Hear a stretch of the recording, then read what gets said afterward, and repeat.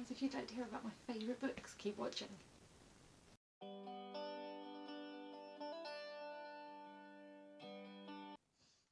Hey guys, Selja here, welcome back to another video. Thank you for joining me today. So, a couple of weeks ago I did my Get to Know Me tag. I'll put a link up in the corner, I think it's that corner. And one of the questions was about my favourite book. And I told you about my favourite book, which was this, Flowers in the Attic by Virginia Andrews. I'll put up a better image and an image of the new covers because they were reprinted. And I did rebuy them because this one is a little bit tattered. I've had this since I was probably about 12, so over 20 years. Yeah, it's a lovely book. But when I was talking about that, I also realised that I haven't really read anything for the last couple of years. Since I got ill, I've really struggled with concentrating, so I can't read a book and take it all in. Hello kitten. I can't take it all in, and I end up reading the same thing over and over and over again, and I was getting frustrated with it, so I haven't read anything really for a couple of years. Talking about my favourite book then got me more motivated to, and so I had a bath the other day and I was reading in the bath because, you know, warm water makes me feel like a more functioning human. And I read quite a lot, so I've got back into reading a bit, and I'd like to keep that going because I miss reading. I used to read so many books. I have a little bit of a book problem. I did used to read lots and lots of books. Before we moved, I had over 800 books. I did send quite a few to charity shops or to friends when we moved. All the books that I'm not going to read again, so sort of like the holiday reads or the just quick books, things like that, things that haven't really affected me, I guess. I gave to charity shops or to some friends who I thought they would appreciate, and then I kept the rest. So I did just have a separate room in my old flat for the library. Here we have combined it with the office, because I was just going to put them in the little room, but if we're ever going to make that into a nursery, if and when I manage to get the loops under control enough to have kids, it would be a faff to try and move all the books on the bookshelves when pregnant, so I kind of thought ahead and have put it in the office with the computers. So that's where we're at. So I thought today I would share with you my favourite books because I've got quite a few here, and they will just kind of explain the different types of books that I enjoy reading. So yeah, let's get into it. To go along with my old Flowers in the Attic, this does have two more books. It is a trilogy. You've got If There Be Thorns, Petals on the Wind and If There Be Thorns. There is also a prequel, which I've read and I own, but I don't think it adds to the story, so I wouldn't necessarily recommend it. So this is 4 children who get put into a very difficult situation when a parent passes away. They have to then go home to live with a grandparent, and they are not wanted. And it kind of is their struggle, how they get out of that through adversity. It's not a happy book, I'll be honest with you. It is quite a emotional read, but that was what I needed at the time, and it showed me that you can get through things. It does say here that there's a film. Please do not watch the film. The film is awful. Awful, do not watch the film. So that's Flowers in the Attic. Another one from that sort of age, time point in my life, is Interview with the Vampire. I've read this, I don't know how many times. You can see it's not the nicest of, the neatest of things. Again, this I've had since I was a young teen. It just took me out of my life, really. It was an escape, and that's what I use books for, really. It was an escape, and yeah, I really I've read all of the vampire books by Anne Rice. Some are better than others. So Interview with the Vampire, if you don't know, it has been made into a film. Is basically the story of a 200-year-old vampire called Louis's life, how he becomes a vampire, what happens to him, the different rules that are broken and things that happen, in his, I'd imagine pretty much everyone has at least heard of the movie if they haven't seen it. If you do like vampires, the film is actually a pretty good representation. And I don't say that, I'm steadfastly, the book was better for everything. But of book adaptations, I would say Interview with the Vampire is one of the best.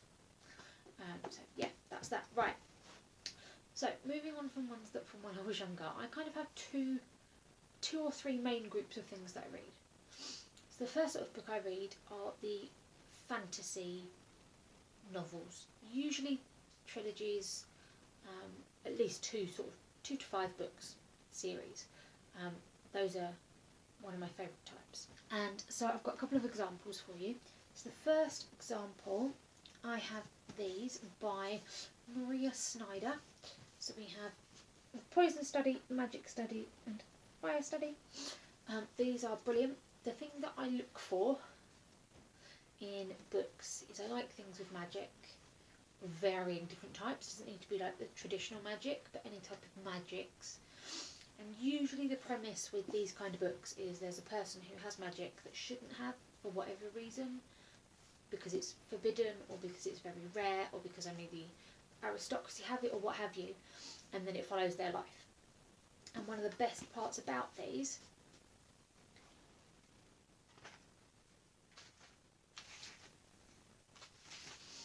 is they have maps. I love a book with a map. If it's got a map in the front, I know it's going to be a good read because you need to be able to see the locations. So yeah, this is great. This is Yelena. She is able to she has magics when she shouldn't have. Basically, she ends up becoming the commander's food taster to test for poisons and things, and it goes through. And obviously, she's there. She finds out things. She does all this stuff, and then the trilogy goes on. So I've read these 3. However, they then released some more. So I also have Shadow Study and Night Study, and as you can see, I had started reading Shadow Study, but I read it. We were at 92. I read that. I think I've probably tried to read that 3 or 4 times over the last couple of years, and I haven't got into it. But now I'm looking forward to reading it again, which is good. So those are going to carry on that set, which is going to be awesome. The other fantasy set that I guess I'll share with you is the Innocent Mage and the Awakened Mage by Karen Miller. And the thing that I love about this is the image on the spine. Sorry, I was just checking down to see that these were actually in the camera. And I love books that have this sort of image on the spine thing. There are a set of books that I want for Lord of the Rings that has the tree on the spines. Can't wait. I'm going to save up and buy myself those, even though I'm not a huge fan of Lord of the Rings. I love The Hobbit. Not so much Lord of the Rings, it's too much about war and fighting, and that's not the kind of fantasy books that I love. So again, these, we start with the first one, have a map, so you can see the location. Yeah, I absolutely love these, and the fact that they come as a set like that on your bookshelf that just looks so cool. I absolutely love it. Yes, so this again is a similar thing. Asher has magics, shouldn't necessarily have them. Goes on about what happens when he goes into the big city and the circle find him, and yeah, about the things he has to deal with. I'm trying to tell you about these books without giving away the endings. But again, this is another one where if you really enjoy lots of stories intertwined and finding locations on a map to see how things integrate, yeah, brilliant.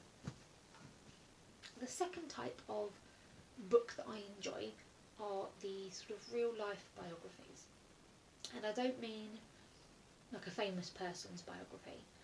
I'm talking about real people, real life stories, usually things to do with trauma, mostly in childhood, but there's a variation on it. Any of those books I really like. They kind of, I identify with the author basically because the traumas that I experienced, and it's a cross between knowing that someone else has got through it, which is brilliant, identifying with them and having sympathy for them, and also knowing that I wasn't alone, that other people have had to deal with this stuff. and that they've got through it and come out better on the other side. In terms of these books, there are a couple of options for it. Initially is this sort of autobiography. So we have this book, which is Fractured by Ruth D, which is about a girl with dissociative identity disorder, which used to be known as multiple personality disorder until they realised that it wasn't a personality disorder. So they completely changed the name and the diagnostic criteria, which is great. So yeah, this is about how she deals with that, and I have a dissociative disorder, so reading about other people with it has really helped me to understand myself. Alongside that, we have Smashed, Growing Up a Drunk Girl by Corin, and I never say his name right, Zelikias? I'm not sure if I've said that right or not. So basically she was an alcoholic from a very young teenager. And I've never had a problem with alcohol, but it helped me to understand a person in my life who did have a problem with alcohol and who was very, very abusive because of it. So reading this sort of gave me a little bit of insight into that, which was good to have. So that kind of gave me a bit more understanding about that person's actions. The other thing that I love reading about is adults who have been foster carers or adoptive parents of children with additional needs, because that's what I want to do. I teach special needs. If we can't have our own children, or once we've had children and they're a little bit older, I would love to foster and even adopt children, because I've been in a situation as a child that I would have loved to be out of, and so to be able to help another child get out of a situation, so there are three main authors I love when it comes to this type of thing. So the first one is Tori Hayden.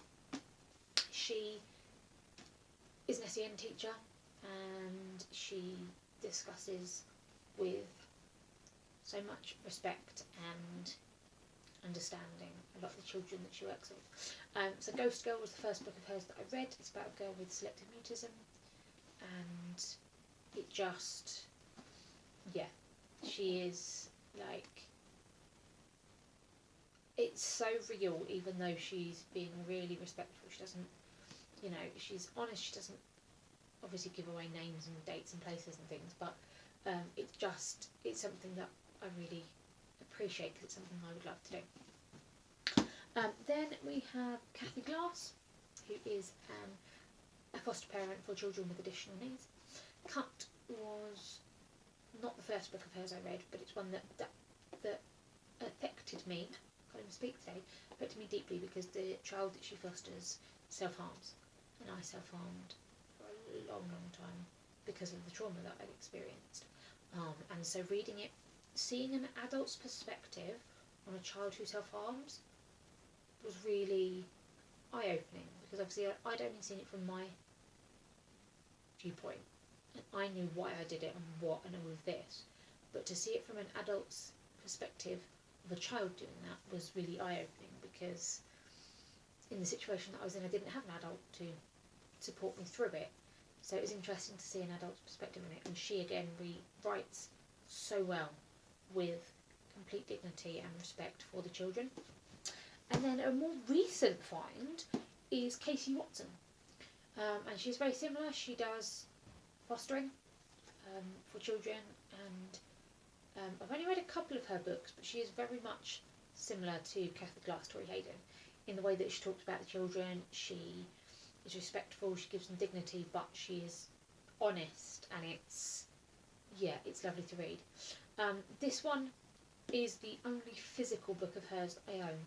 I've got a lot of the others on ebooks that I read on my e-reader or on my phone. But again, she just writes so beautifully. So this one was, there's two brothers, I believe? Three brothers who had a mother who was a heroin addict, and how the system worked and how getting them into fostering worked. And it's nice to read these, because you see, if you speak to somebody about fostering, which I have done, it's always this, oh, it's amazing, you do this, it's wonderful, you bond with the children and this and that.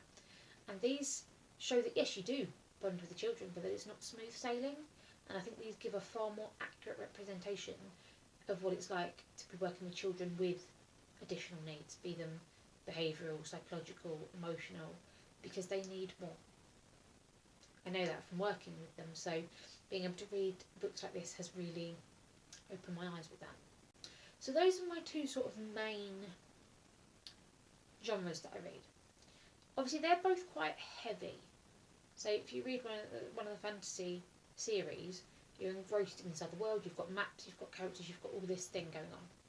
If you read some of the true life ones, they can be quite emotionally taxing. So I kind of have what I class as my brain floss books, which are books that I tend to read after I've read these, that just are an easy read, they're chill, they're just whatever you find. Say on holiday you pick them up at the airport, that kind of book. So a book that's a great story but isn't necessarily going to be one you recommend to every person you've ever met. However, in that category there are a few that I have really loved and I have recommended to people, so I thought I'd share them with you. So the first one being Neil Gaiman. Anything by Neil Gaiman is incredible. I love the way he writes. He's like a light fantasy. Neverwhere is one of my favourite books. It talks about the hidden side of London, and there's a businessman who... Richard, sorry. It's been a while since I read this one. Richard is a businessman who is very busy going about his day-to-day businessman life in London, very serious, blah blah blah, and talks about Neverwhere, which is like another side to London, another place in London where things are very, very different. And the reason that I started reading Neil Gaiman is because he partnered with Terry Pratchett, and I adore Terry Pratchett. You will know I adore Terry Pratchett if you've ever read Terry Pratchett, because my kitten is called Magrat, and Magrat is a character from the Terry Pratchett book.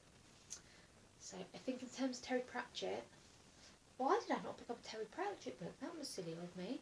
In terms of Terry Pratchett, I don't think I could pick a favourite. I love the Witches, any of the Witches. Anyway, the Wax, Nanny Og, I love all of them. It's really tough. I don't think I could pick a favourite Pratchett, which is possibly why I didn't pick one up. Maybe Colour of Magic? Possibly. But then, I don't know. I can't pick a favourite Pratchett. Please don't ask me to, because it's like, she's my favourite Lynn. Also in the group of books that I found that I didn't expect to love, Jodi Picoult. If you've ever read a Jodi Picoult book, you will understand what I mean. If you haven't read it, you may well have seen the film My Sister's Keeper. So Jodi writes books that really make you think.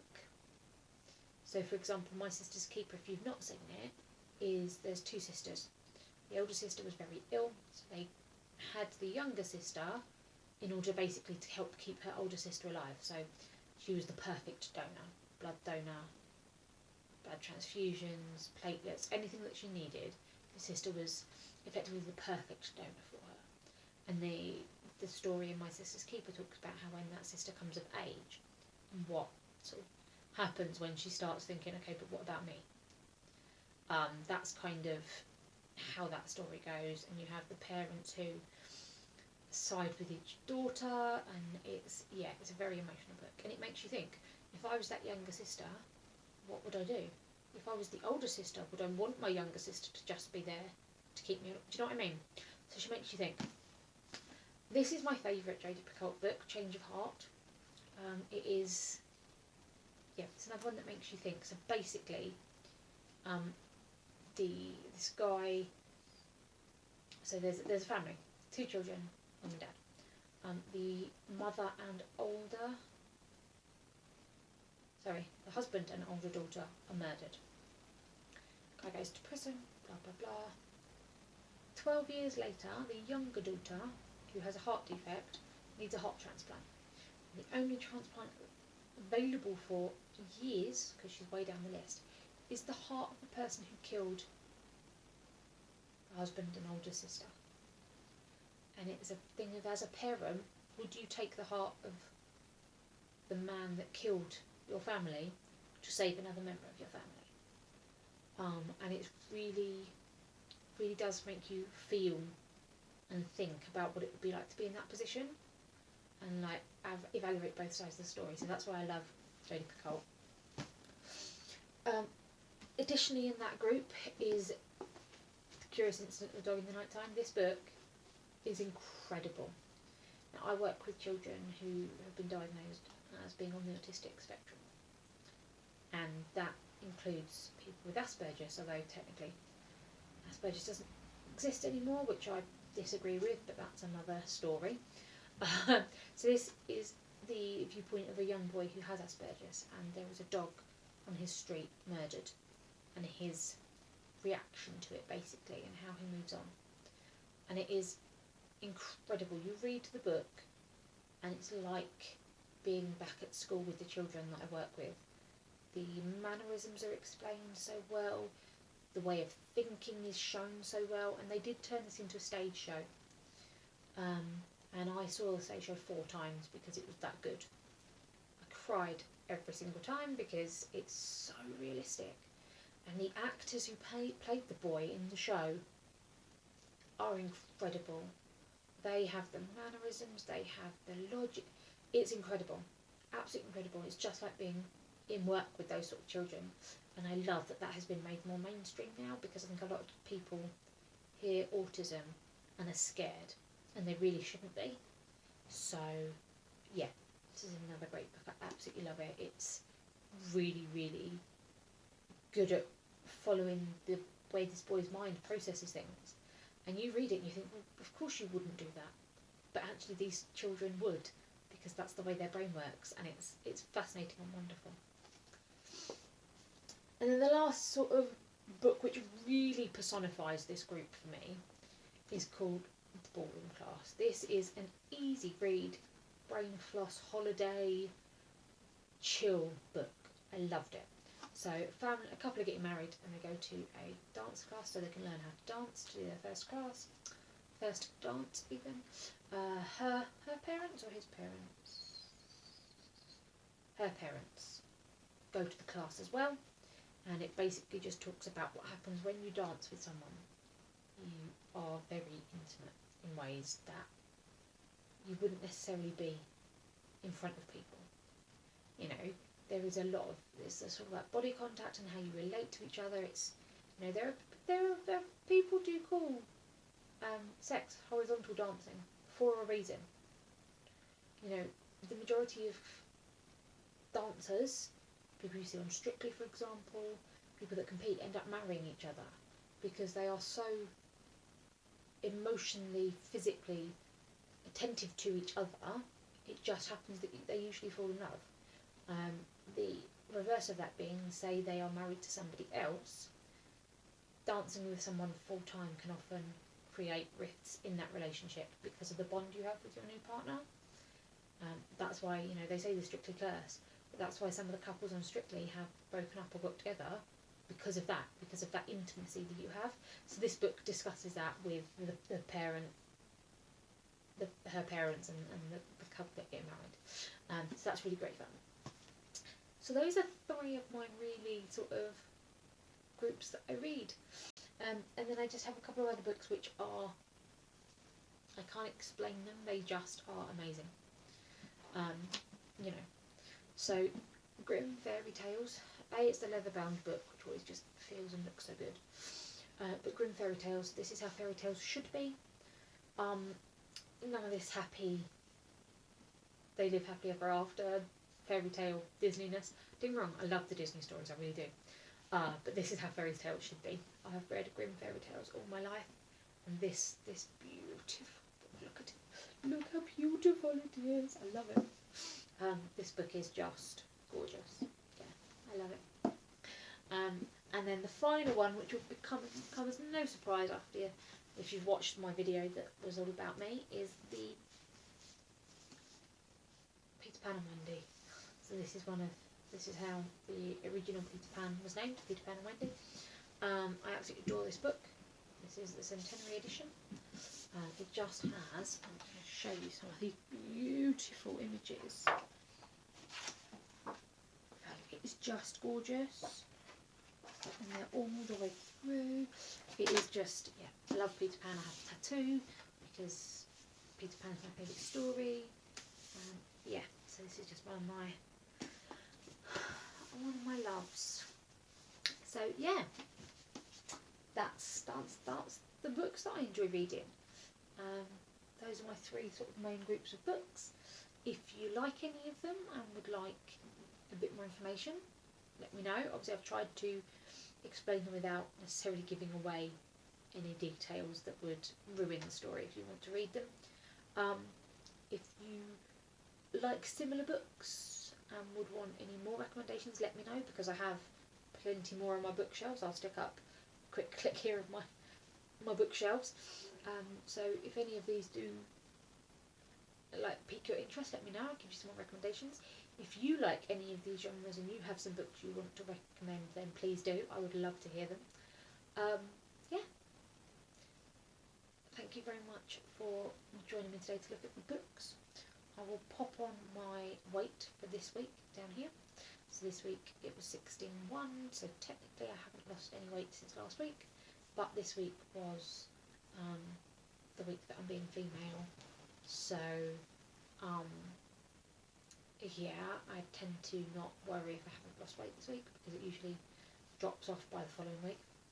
And ironically, on the Friday when I weighed in, I was 16, and then on the Sunday I was 16.1, so you know, weight fluctuates.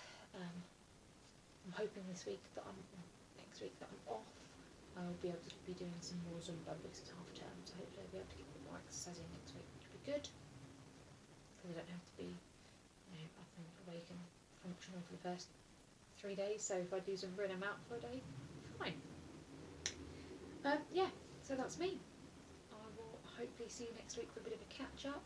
So next week there's going to be a trip to the hospital because I'm having some painkilling injections in my spine, and a proper catch up about my weight and the measurements and how things are going. So yeah, I will see you then.